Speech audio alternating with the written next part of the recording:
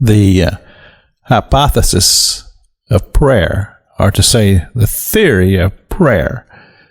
And we came to this conclusion yesterday, that for prayer to be, as the theory is, that you pray to a deity, to that which is above human.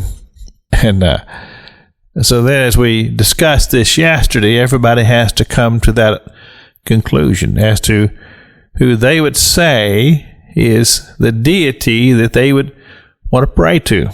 And I have confessed this yesterday, and I say it again, that I believe in the God of Abraham, Isaac, and Jacob, and that's who I pray to.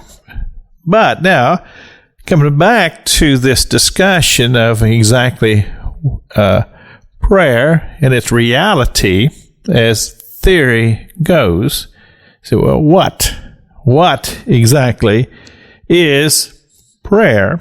And I'm going to say it this way, that prayer is a spiritual stirring in your soul.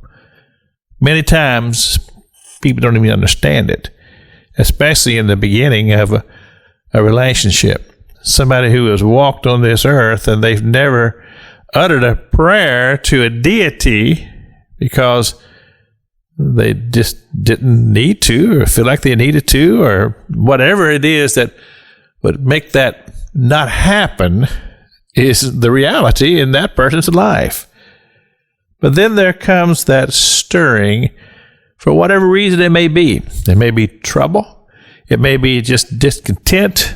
But whatever it is, that stirring begins to happen because I believe, and this is the why, is I believe that in the heart and soul of every human, that there is a void that is left when there's no connection to, as I would refer to it, as God.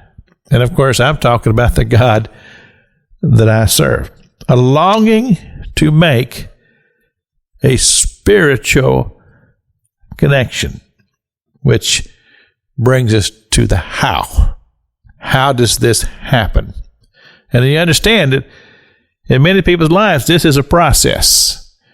They've gone from a complete disregard to anything spiritual, any desire to call out or connect, but there's a spiritual stirring in their soul, and now there's a longing to have a void filled, which begins the process of seeking.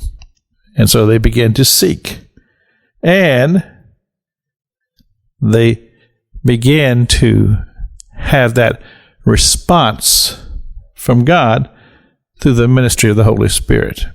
Now, I've known of people who have sought other deities, and many of them are, well, let's just say they come to a place where they're satisfied.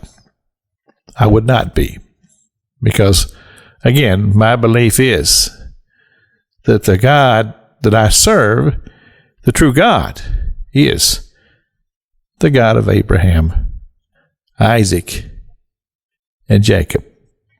This is Pastor Jack King with the gospel on the radio broadcast.